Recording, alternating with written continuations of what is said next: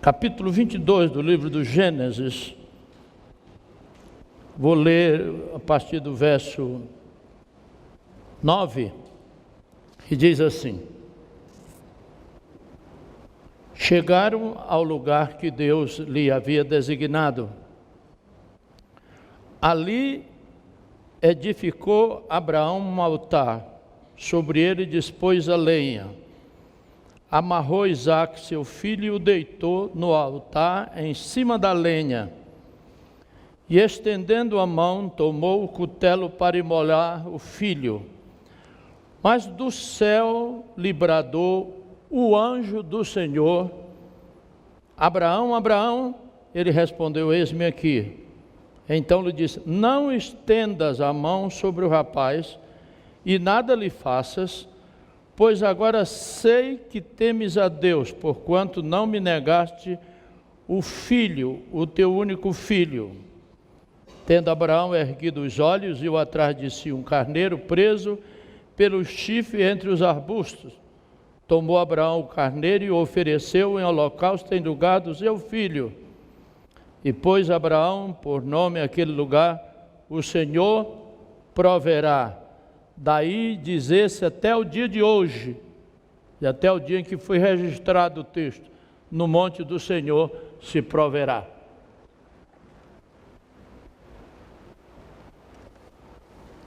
Eu estou lá em Goiânia dando um curso sobre soteriologia, numa igreja próxima lá de casa. E eu dou uma vez por mês. Soteriologia é a doutrina que trata da salvação. É o ato livre da graça de Deus pelo qual Ele nos alcança. Deus nos escolhe,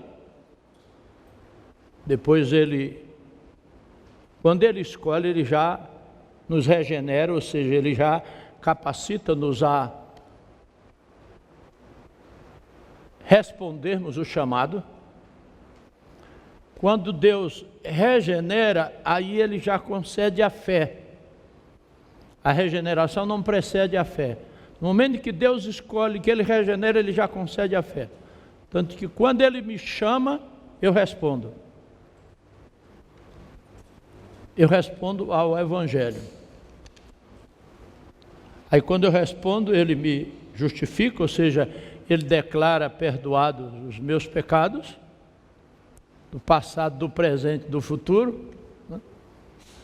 E logo, imediatamente, depois que Ele me justifica, aí Ele começa um processo que os teólogos chamam de santificação, que leva a vida toda. Leva a vida toda. Todos nós aqui estamos vivendo esse processo de santificação. O processo da santificação, ele tem como propósito nos capacitar a nos dominarmos diante do pecado. Então nós já fomos, quando Ele nos chamou e nos justificou, Ele já nos libertou da culpa do pecado. O perdão de Deus já nos liberta da culpa do pecado. E na santificação Ele vai então nos capacitando a que nós não deixemos que o pecado reine no nosso corpo mortal. E no final da santificação, que é a glorificação, quando nós deixarmos este corpo e partirmos para estar com Jesus, aí dá-se-á a glorificação, onde nós seremos total e plenamente libertos da presença do pecado. Pois bem, então lá eu estava falando sobre a fé. E lá na sugestão lá do pastor, pediu para eu falar sobre o mistério da fé. E eu então expus esse tema sobre o mistério da fé. Mas eu fiquei pensando, como falar sobre o mistério da fé? Porque são temas extremamente abstratos. Fé é fé, né? Aí eu tomei como exemplo, que eu quero tomar como exemplo hoje, a vida de Abraão, para que a gente caminhe um pouco com Abraão hoje, nesta noite. E eu peguei esse texto, que é um texto extremamente discutido ao longo da história. Timothy Keller tem um capítulo do seu livro Deuses Falsos sobre esse texto. Soren Kierkegaard escreveu um livro Temor e Tremor sobre esse texto. Então, todo grande teólogo ele para discutir esse texto aqui.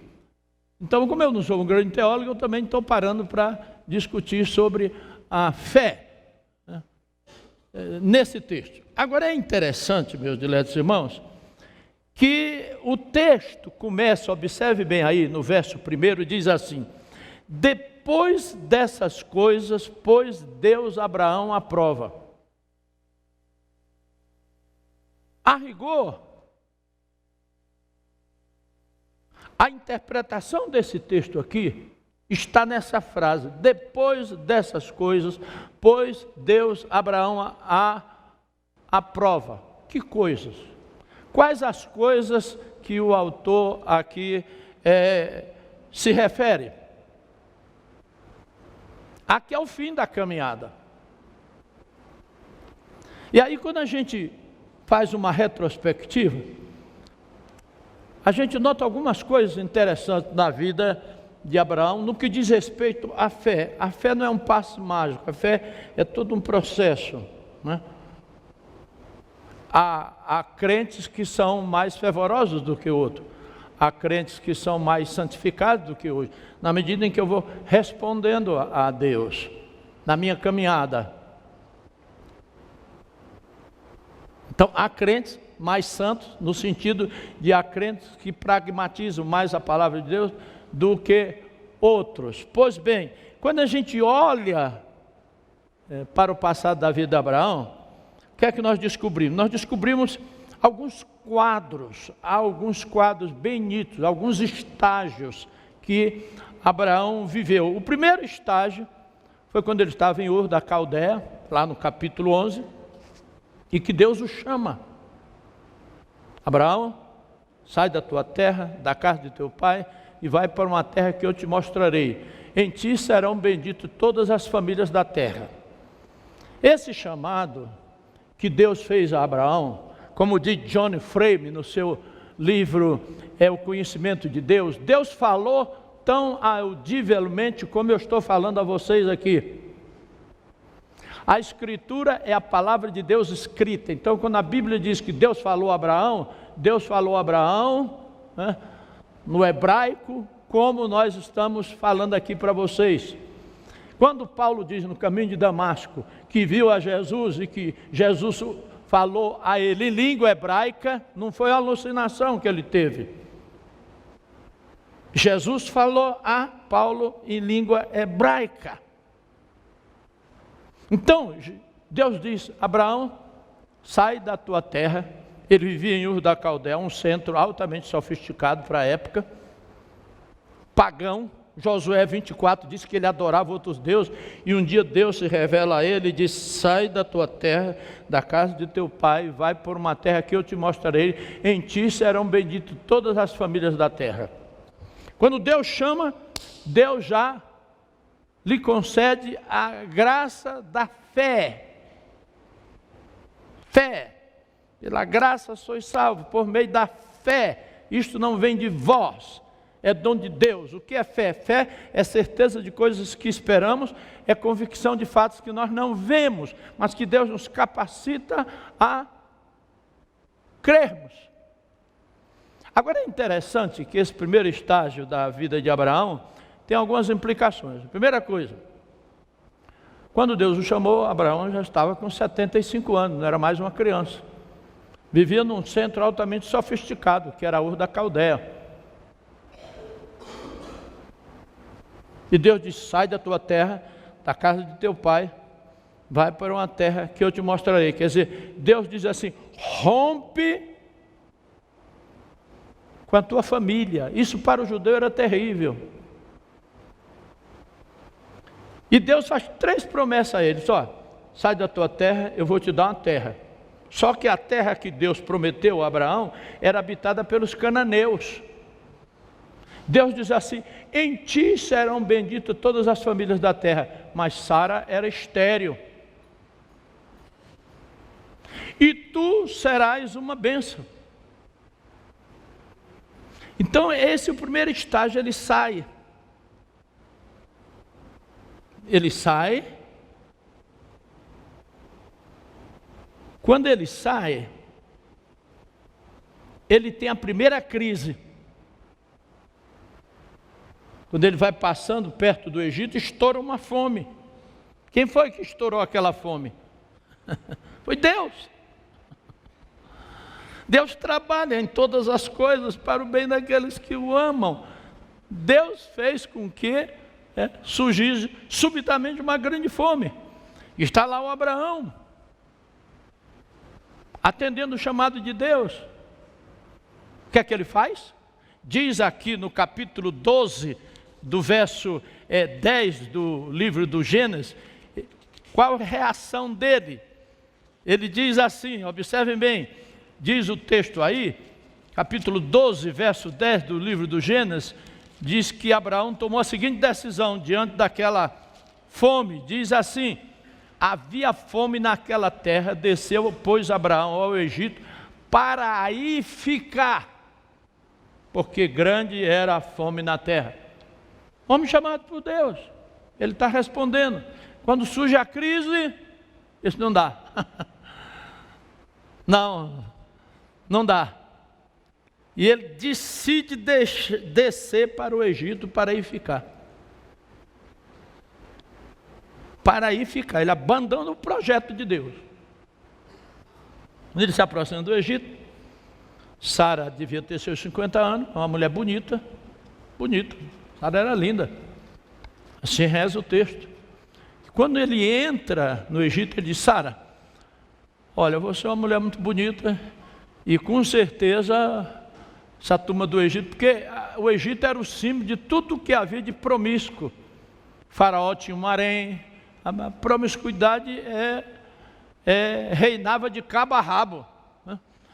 Então Abraão faz a seguinte proposta a Sara: olha, tu dizes que tu és minha irmã. Mas por que ele faz essa proposta indecente? Olha, Abraão, o pai da fé, os grandes homens de Deus fazem proposta indecente, pecam. Não vamos espiritualizar os grandes homens de Deus. E imagina o que é que a pobre da Sara respondeu. Já imaginou? Olha, tu dizes que és minha irmã para que eles me preservem a vida. Quando eles entram no Egito, Abraão ora para Sara, pega a Sara, leva para o harém, né? Mas naquela noite Deus se revelou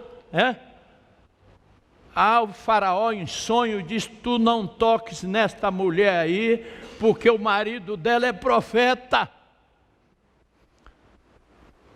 E faraó entra em crise e manda chamar Abraão. É isso, cara, que tu está fazendo, rapaz, tu é louco. Eu disse: não, é porque, sabe, não quero você aqui não. Chamou o seu general: olha, prepara uma escolta aí e acompanha esse homem aqui, deixa esse homem fora do Egito. Observem bem que quando Deus chama, mas que você dubita da palavra de Deus, o que é que acontece? Você se torna uma maldição.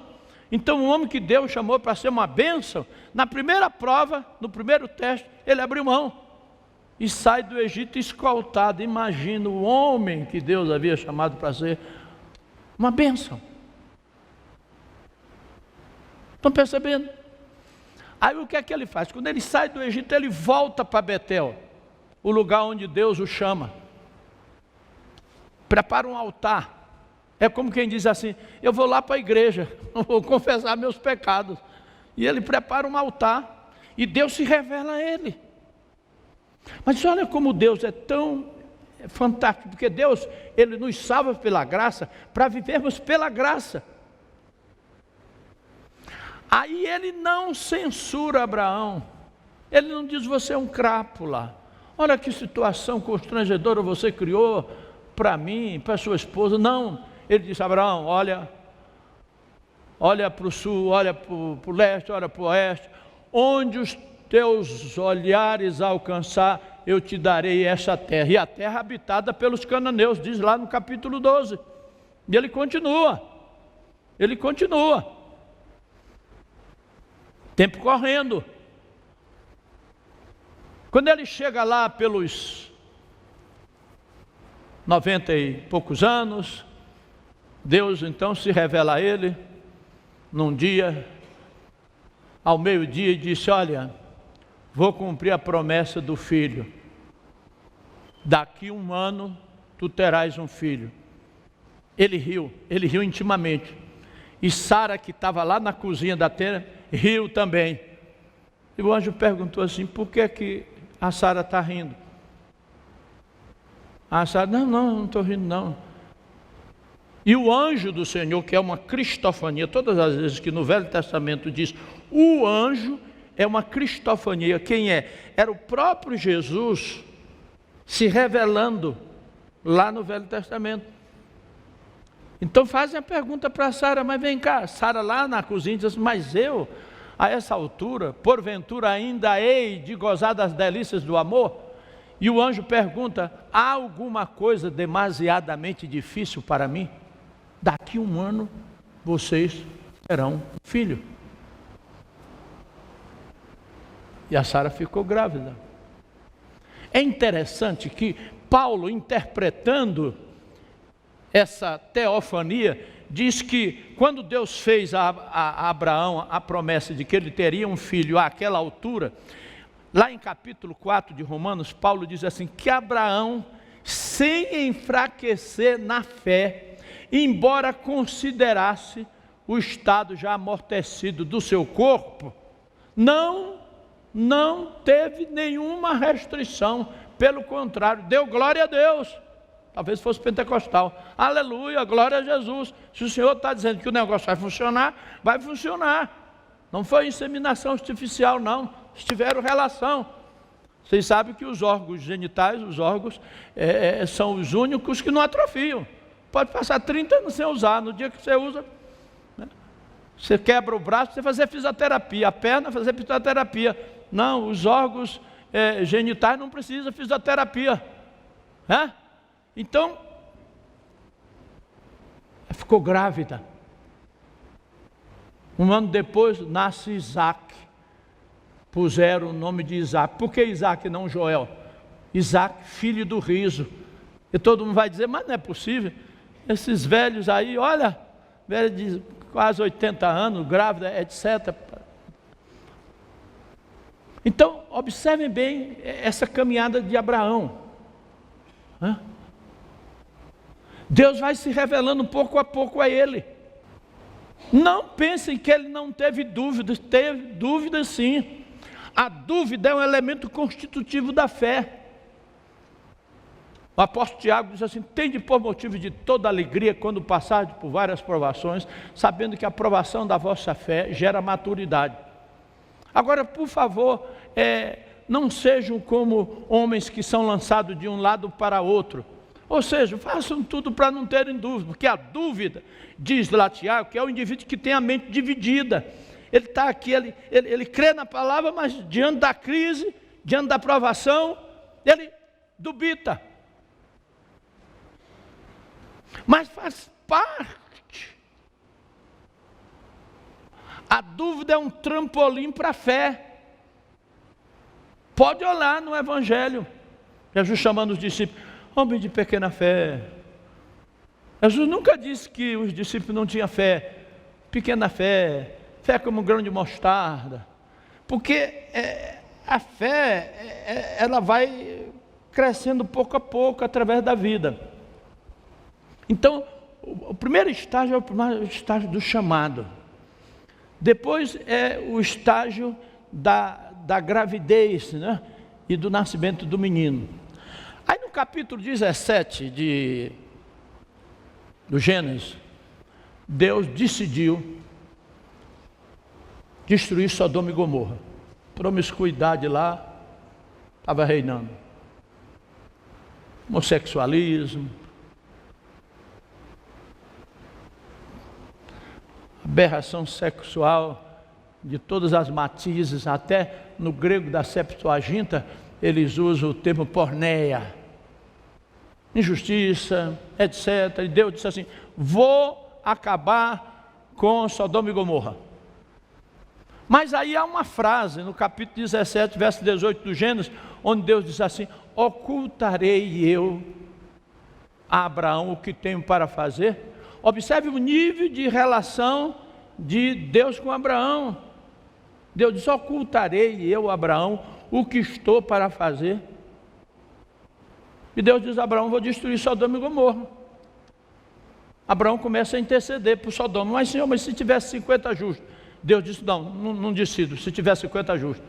E Abraão: e se tiver 40? Deus: não decido, não destruo. E se tiver 30? Deus não diz: Senhor, o Senhor me perdoe, mas agora eu quero fazer mais uma pergunta. E se tiver 20? Deus disse: não, eu não destruirei se tiver 20. Aí Abraão parou de interceder. E diz o texto lá que Deus ficou diante de Abraão. Ele parou de interceder. Eu não tenho dúvida que se Abraão tivesse continuado a interceder, Deus teria poupado Sodoma.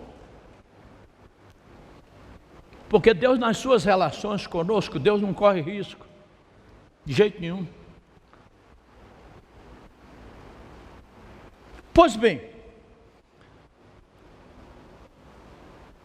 aí temos o capítulo 18, aí chegamos no capítulo 22. Depois destas coisas, estão percebendo agora? Depois da que coisa, toda essa caminhada, o chamar da dúvida, da incredulidade, do desencorajamento em razão das crises que surgiram, mas Deus ia burilando a fé de Abraão. Porque, meus irmãos, quando Deus nos salva pela graça, para vivermos pela graça. Aí Ele vai burilando, né, a nossa fé. A provação é um recurso que Deus usa. Deus nunca permite que você passe por uma aprovação, se você é realmente, verdadeiramente cristão, com o intuito de puxar o tapete. Quando Deus prova, é porque Deus sabe que você vai passar na prova. A tentação não, a tentação é diferente, porque a tentação é algo que surge de dentro para fora. Por isso é que Jesus diz assim, na oração sacerdotal: ó Senhor, não nos deixes cair em tentação. A tentação você tem de fugir, é algo que surge de dentro para fora. A provação é algo que vem de fora para dentro. Aí chegamos no capítulo 22, que é o capítulo que eu li. E diz aí: depois dessas coisas, pôs Deus Abraão à prova. 102 anos, o velhinho. O menino Isaac já estava o quê? Com os seus 16, 17 anos. Aí Deus diz assim: Abraão, eis-me aqui. Toma o teu único filho, Isaac. Observa bem como Deus especifica. Ele tinha tido um outro filho com Agar, o Ismael, mas o filho da promessa era Isaac. Toma o teu único filho, Isaac, a quem amas. Imaginou você dizer isso para um velhinho de 102 anos? E vai-te à terra de Moriá. Oferece-o ali em holocausto sobre um dos montes que eu te mostrarei. Abraão ouve aquilo, não diz nada para Sara. Soren Kierkegaard diz que aí ele vive 3 dias de angústia. A única palavra que ele diz durante aqueles 3 dias é quando ele está perto do Monte Moriá, que o filho pergunta: papai, aqui está a lenha e o fogo, que deu o cordeiro? Deus proverá. O que é que se passou na mente de Abraão? Por que ele obedeceu?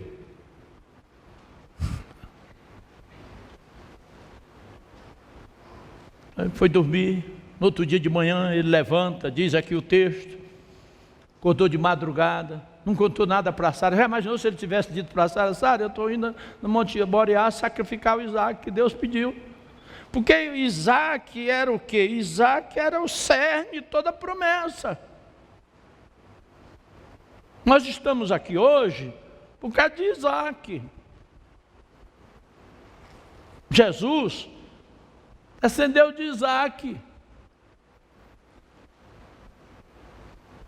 Ele levanta de manhã, de madrugada, prepara seu jumento, rachou a lenha. Ele era um senhor, um homem rico, ele tinha empregados a seu dispor, mas ele mesmo rachou a lenha, tomou consigo 2 dos seus servos e saiu com Isaac.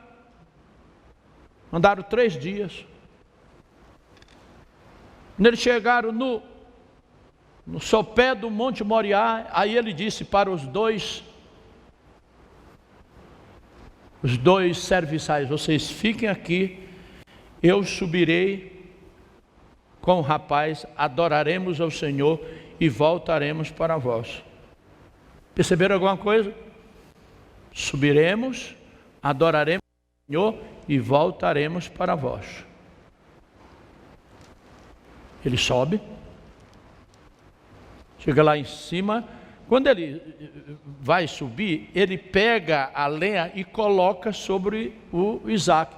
Daí, conquanto a Bíblia seja silente, pressupomos que Isaac devia ter os seus 16, 17 anos. Isaac leva a lenha, coloca. É uma coisa terrível. O que teria Isaac dito para ele? Por que ele estava respondendo aquilo ali? O que é que isso tem a ver com a vida de Joel, de Maria, de Eduardo, da Leila, Daniela, Marcão? Ele coloca o menino sobre o altar e levanta o cutelo. Ele vai decepar Isaac. Aí um anjo do céu: Abraão, Abraão, Abraão, não toques no menino, porque agora eu sei que tu temes a Deus. Essa é a história, meus diletos irmãos. O que é que nós podemos tirar daqui? A primeira coisa que me chama a atenção aqui, meus diletos irmãos, é que a provação de Abraão revelou a fé de Abraão e não a ignorância de Deus. Porque lá no monte, quando a cristofania se dá, diz assim: Abraão, Abraão, não toques no menino, porque eu agora sei que tu temes a Deus. Deus não sabia? Sabia.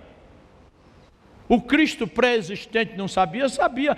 Abraão é que não sabia a que nível de fidelidade, de dependência ele alcançara. C.S. Lewis, no seu livrinho Cristianismo Puro e Simples, ele diz que as coisas mais importantes da vida acontecem quando a gente pensa que nada está acontecendo.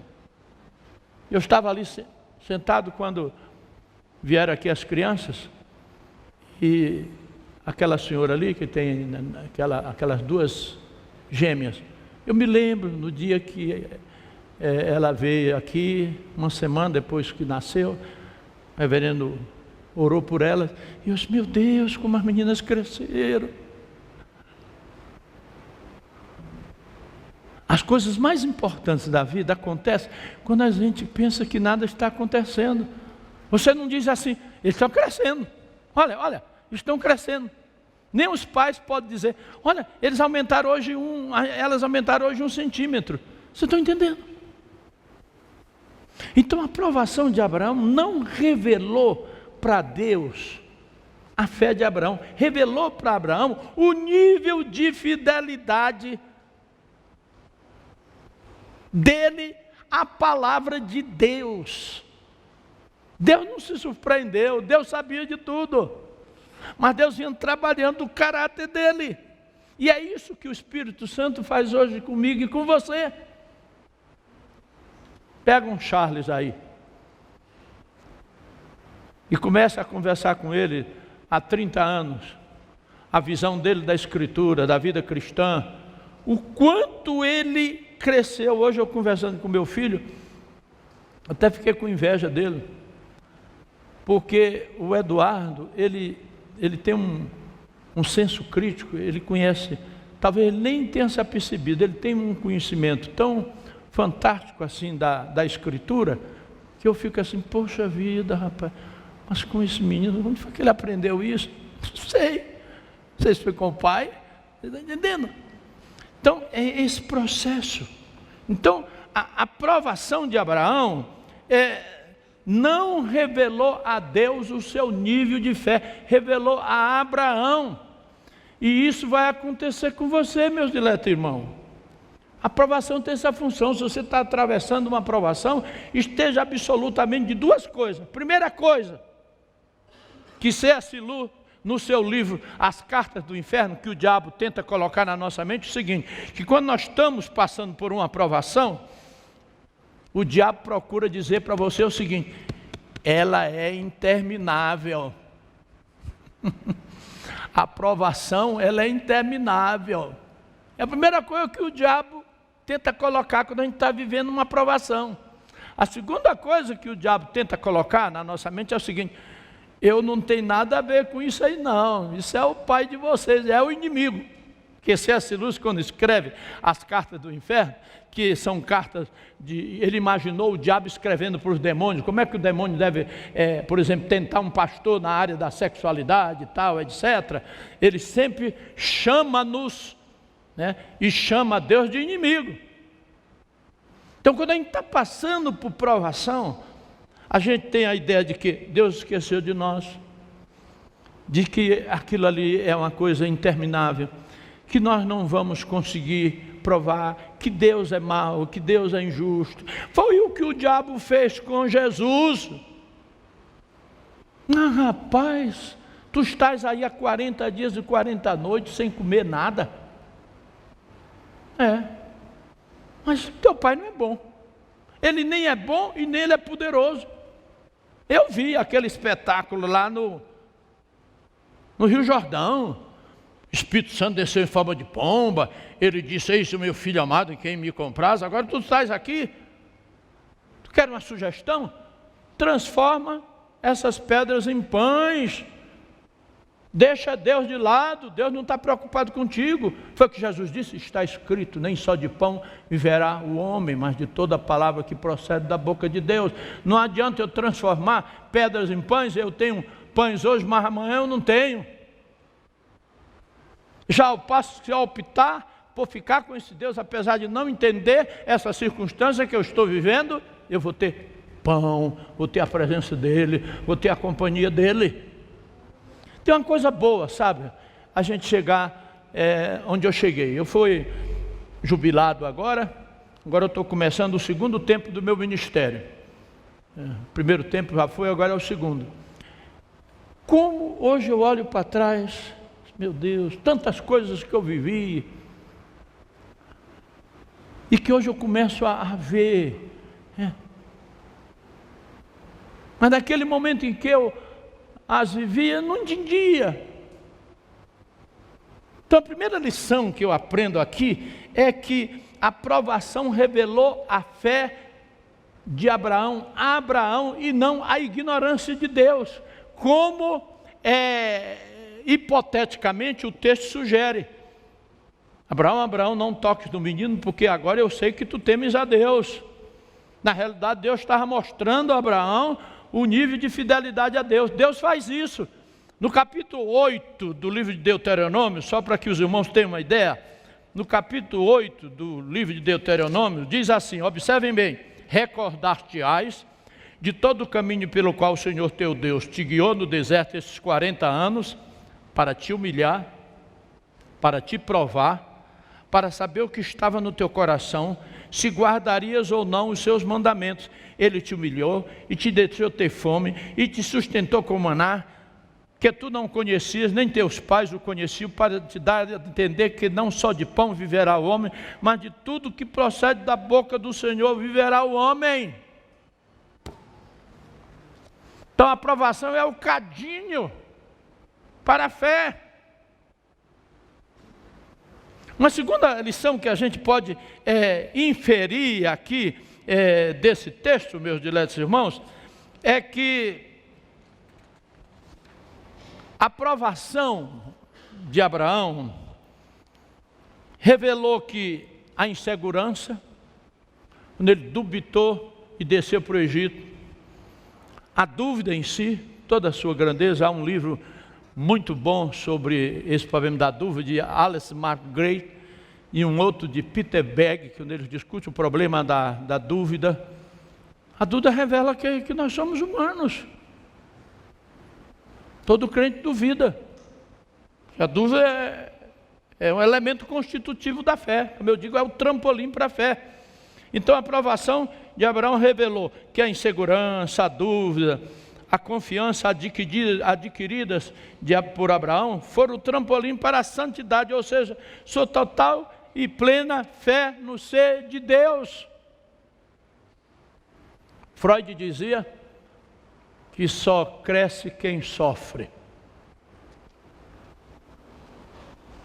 Fé baseada na palavra de Deus, apesar das circunstâncias.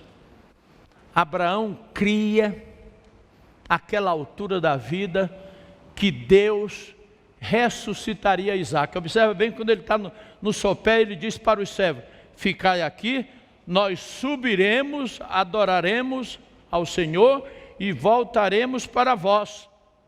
No livro de Hebreus diz que, pela fé Abraão, que ele creu que Deus ressuscitaria Isaac.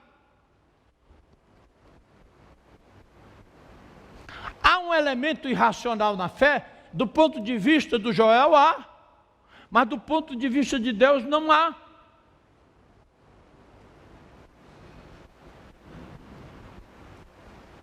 Há uma irracionalidade, porque eu não posso aprender, eu não posso exegetizar, eu não posso compreender. Então eu tenho de crer na palavra de Deus.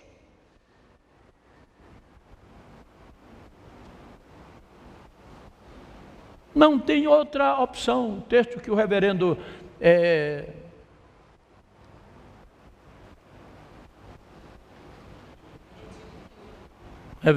Dalila Albuquerque, eles têm o Face conjunto. E às vezes eu fico com muito medo, né? Quem dos dois eu estou falando? É uma página dos dois. Então eu nunca falo no Face com o Edilton. E pode ser a Dalila, né? E vice-versa. Sempre vou no WhatsApp ou no Messenger, etc. Mas ele lê um texto aqui que diz assim: a mensagem que ouvimos da parte dele é essa: que Deus é luz, Ele não há treva nenhuma. Se você diz que ama a Deus, mas não é capaz de ter comunhão com o seu irmão, João é pesado. João diz: você é mentiroso e a verdade de Deus não está nele. João apresenta ali quatro argumentos na sua primeira carta para falar quem é quem na vida cristã. É a prova moral. E João usa o argumento do grupo que estava dentro da igreja, um grupo gnóstico que estava dizendo que a matéria é má, que não existe pecado, que Jesus não veio em carne. Depois ele entra com um outro argumento, o argumento da obediência. Se você diz que ama a Deus, mas não guarda os seus mandamentos, você é mentiroso. Depois ele entra no terceiro argumento, que é o argumento social. Se você diz que ama a Deus, mas você vê o seu irmão passando necessidade e você dispõe de meios para ajudar e você não ajuda, você é uma peste. E ele termina com o argumento doutrinário. Qualquer pessoa que disser que Jesus não veio em carne, este é o anticristo. E nós estamos vivendo dentro de um contexto cultural, meus diletos irmãos, onde há um caldeirão de heresias. Próximo domingo pela manhã, eu vou falar sobre essa questão. Nós temos tantos grupos, hoje nós temos os desigrejados, né? Nós temos os religiosos em trânsito, nós temos os teístas abertos. Os teístas abertos dizem que Deus não conhece o futuro, Deus conhece o presente e o passado, mas o futuro Ele não conhece. Ele está aqui com o Charles, Charles, eu estou aqui contigo, mas eu não sei o que é que vai acontecer. São os teístas abertos. E tem um grupo que está surgindo agora, eu até terminei de ler um livro, o cristão ateu. O cristão ateu, ele crê em Deus, ele vem para a igreja, ele louva a Deus, ele dá o dízimo, procura ter uma vida moral, mas no fundo, ele vive como se Deus não existisse. Isso é terrível. Porque já está cheio assim de gente. Como é que você pode ser abençoado? Aí entra um Edir Macedo, entra um Valdomiro, né? Essa turma toda aí, e mexe com você, porque você não tem nenhuma convicção. O grande problema hoje do cristianismo, que é, meus diletos irmãos, é ignorância da Escritura. E nós estamos marchando para uma época em que quem não conhecer a Escritura vai abandonar a fé e vai para o inferno. Porque o que me leva para o céu é a santificação que é gestada pelo conhecimento da Escritura. Ó Pai, eu te rogo que tu os santifiques na verdade, a tua palavra é a verdade. E um terceiro aspecto que me chama aqui a atenção, meus diletos irmãos, é o seguinte: a aprovação de Abraão colocou diante, vamos dizer assim, da própria irracionalidade da fé. Ou seja, racionalmente, não havia uma explicação. Mas Deus disse: olha, sai da tua terra, da casa de teu pai, vai para a terra que eu te mostrarei, em ti serão benditas todas as famílias da terra. Aí Deus vem cumprindo tudo, até que nasce o menino. Quando nasce o menino, aí Abraão fica na boa. Aí Deus chega um dia e diz: agora tu sacrificas o menino. E as promessas de Deus? Então, eu coloquei aqui, a aprovação de Abraão colocou diante da própria irracionalidade da fé, que exigiu uma completa dependência do ser de Deus, independentemente de circunstâncias. Racionalmente ele não conseguia exegetizar, explicar. A vida com Deus é assim, santificação é assim. Você vai viver situações que você, no momento que você está vivendo, você não consegue explicar, vai explicar depois que você vai entender. E você não pode andar com Deus sem que você confie na palavra dEle. Há um escritor que eu tenho uns 4 livros dele, John Frame. O primeiro volume é o conhecimento de Deus, a doutrina de Deus, a doutrina da Escritura, e o último é sobre a doutrina da ética cristã. Eu leio e releio esse homem,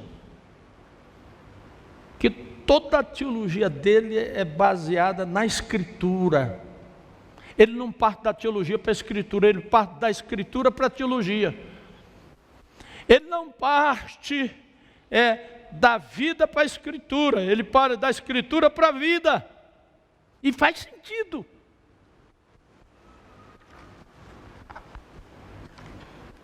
Fé é certeza de coisas que esperamos, é convicção de fatos que nós não vemos, mas há probabilidade de se tornar real por causa de uma coisa: é a palavra de Deus.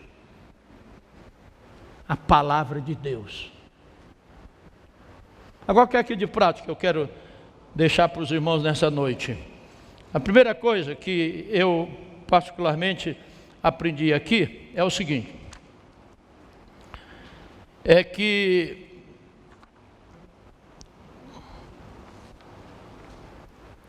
a vida com Deus é um processo. A santificação é um processo. Todos nós aqui, né, estamos nesse processo de crescimento espiritual, no qual eu posso duvidar. A dúvida faz parte. Aí eu tenho de ir para a palavra, crer na palavra. Eu posso viver momentos de angústias, posso pecar. Crente peca. Agora, se você é verdadeiramente crente, o que vai acontecer com você é o seguinte: crente que é crente, quando ele peca, ele não consegue viver na prática do pecado. Por quê? Porque a semente de Deus que está nele, a palavra de Deus e o Espírito Santo, não deixa ele viver em paz. Crente que é crente, que vive na prática do pecado, ele vive um inferno diário. Davi dizia assim: Senhor, os meus ossos estão apodrecendo, eu não aguento mais. Cria em mim um coração puro, renova dentro de mim um espírito reto. Não me retires da tua presença, não me retires o teu Santo Espírito. Então essa é a vida, nós estamos nessa caminhada. Segunda coisa que eu quero deixar para vocês é o seguinte: esse processo é o único ato de Deus na minha e na sua vida do qual eu posso participar. Eu não posso participar quando Deus me chama, quando Deus me escolhe, quando Deus me regenera, até um ato inconsciente, quando Deus me justifica. Mas quando entra na santificação, aí eu participo. Daí Paulo dizia assim: desenvolvei a vossa salvação com temor e tremor, porque Deus é quem realiza em vós tanto querer como efetuar segundo a sua boa vontade.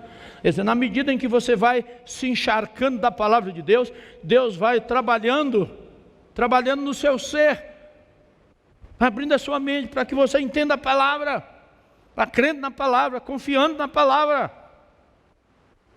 Veja bem, crendo na palavra e confiando na palavra. Não adianta apenas crer, tem de confiar. O diabo crê na palavra, o diabo crê em Deus, mas o diabo não confia em Deus. Há muitos irmãos que creem na palavra, mas não confiam na palavra de Deus. É a fidúcia de que falavam os reformadores. Então eu participo disso. Por isso é que Paulo dizia assim: entretanto, devemos sempre dar graças a Deus por vós, irmãos amados do Senhor, porque Deus os escolheu desde o princípio para a salvação. Como? Pela santificação do Espírito e fé na verdade. Essa é a causa secundária, como Deus trabalha. Deus está trabalhando na vida do Charles, santificando a vida do Charles. Como? Pela fé na verdade. Pela fé na verdade, na medida em que ele vai crendo na palavra, que ele vai dependendo de Deus, que ele vai confiando, independentemente das circunstâncias. Você não pode, de forma nenhuma, confiar na palavra se você olhar para as circunstâncias. As circunstâncias até é um teste. Você tem que estar de foco na palavra. E aí Deus surpreende a gente. E quando nós partirmos daqui para a glória, aí nós estaremos plenamente libertos da culpa do pecado, do domínio do pecado e da presença do pecado. E nessa caminhada Deus surpreende, meus diletos irmãos, a gente. Vocês nem imaginam. Vou terminar contando uma história que se deu comigo agora, domingo passado. Estou lá na igreja, Presbiteriana Novo Horizonte, falando, e tinha lá um senhor. Eu olhei e disse aquele é o Oswaldo, 30 anos que eu não vi o Oswaldo. 1985, 1986, não sei, eu era pastor da Igreja Presbiteriana Maranata e no dia do Natal eu levei o coral para a Sepaigo, a prisão. Levei o coral para cantar. O coral foi, cantou, eu preguei. Depois que o coral cantou, se aproxima um jovem estatura, era baixa, muito forte. Eu podia falar com o senhor, reverendo? Posso? Olha, eu sou homicida. E minha esposa está grávida lá no Garavelo. E eu queria que o senhor falasse com a diretora, para ela, se o senhor falar, ela vai deixar. Eu só quero ir lá para assistir o parto. Mas eu posso confiar no senhor? Pode, pastor. Aí eu fui conversar lá com a diretora. A diretora mandou chamar o Oswaldo, disse assim: olha, você sabe quem é esse homem aí? Esse é o reverendo Joel, pastor da igreja presbiteriana Maranata. Está me pedindo para eu liberar você por uma semana. Eu vou fazer. Vou. Agora você sabe que se você não voltar, você vai colocar o pastor Joel numa situação muito delicada. E eu vou lhe buscar nem que seja no inferno. E Oswaldo disse: não, doutor, eu volto. Tá? Aí eu disse para ele assim: amanhã eu venho então lhe pegar, 8 horas da manhã. Tá bom, tudo ok. Voltei, 5 horas da tarde eu estou em casa, me preparando para ir para a igreja. Todo mundo sentou à mesa para a sopa, aí entra a quadrilha. 4 jovens. 2 gêmeos, lourinhos, puseram revólver na minha cabeça, enquanto os outros ficaram andando pela casa. E eu lá, eu disse: não quero violência. Quero violência. É terrível, meus irmãos. Aqui, né? Violência. Aí teve uma hora que um disse assim: o senhor está esperando alguém? Eu disse: não, eu não estou esperando ninguém não, mas pode acontecer que alguém venha me procurar, porque eu sou pastor aqui da igreja presbiteriana Maranata, aqui vai ter uma cantata lá, pode. Aí ele tirou o revólver. Tirou o revólver e disse lá para o líder: ó, vamos, o homem aqui é pastor, Aí ele disse: reverendo, pastor Joel, ó, o senhor me perdoe, viu? Os 2, o senhor me perdoe com o revólver. Nós somos desviados da igreja. A minha mãe é da Assembleia de Deus. Vocês sabem que na igreja da Assembleia o pastor é ungido, ninguém toca, e o cara com o revólver na cabeça do ungido. Aí ele grita para o chefe, que estava lá pelo quarto. Aí lá vem um chefe, diz: pastor Joel, senhor, por favor, estude de revólver na mão, me siga aqui. Seguiu? Abriu a porta do banheiro, mandou eu entrar, fechou, disse: o cara vai me matar. Disse: olha, reverendo, senhor não leve a mal, sabe? Minha mãe é da Assembleia também, eu estou desviado. O senhor dá apenas 10 minutos, só 10 minutos, vamos sair numa boa, não vamos levar nada. Tá bom, filho, não tem problema, Deus te abençoe e tal. Trouxe todo mundo, foram embora. No outro dia de manhã eu volto lá para pegar o Oswaldo na prisão. Quando eu chego, o Oswaldo está no pátio. Quando ele me vê, ele corre e diz assim: pastor Joel, o senhor veio? Eu vim, não prometi, mas o senhor confiou em mim. E, filho, não assumi um compromisso com você. Não merece viver quem fez aquilo com o senhor ontem. Olha, já sabiam. Não merece. Em prantos, não merece quem fez aquilo com o senhor. Me diga só como é. Pessoal, olha, não quero ouvir falar disso. Levei o Oswaldo, doutor Walter Lisboa Ramos, que era um amigo meu, faleceu no ano passado, presbítero da igreja central, fez o parto da esposa. As mulheres da igreja providenciaram o enxoval. E eu vim para cá, vou ser pastor aqui na primeira igreja. Depois eu volto, nunca mais vi o Oswaldo. Aí domingo passado, lá, ele chega: reverendo Joel, pastor Joel, o senhor vai bem? Com uma Bíblia desse tamanho aqui debaixo do braço, cabelos grisalhos. O senhor está me conhecendo? Estou conhecendo, é o Oswaldinho. Pois é, eu soube que o senhor estava aqui. Poxa, pastor, olha, eu sou grato a Deus. Você sabe o que foi que aconteceu na minha vida? Me converti, sou da Assembleia de Deus, sou pregador leigo. Sou pregador leigo. Pastor, o senhor foi uma bênção, aleluia. Isso no meio dos presbiterianos, no pátio da igreja. Meu Deus, As coisas mais importantes da vida acontecem quando você, a despeito das circunstâncias, confia na palavra de Deus. Vamos orar? Meu bom Deus, nós queremos nessa noite te agradecer pela bênção da tua palavra. E queremos te rogar que essa palavra, tão assim detalhada, mas tão rica, possa ser aplicada no coração de cada irmão aqui, de acordo com a necessidade. Eu não sei, Senhor, o que o irmão A ou B está vivendo, mas o Senhor sabe.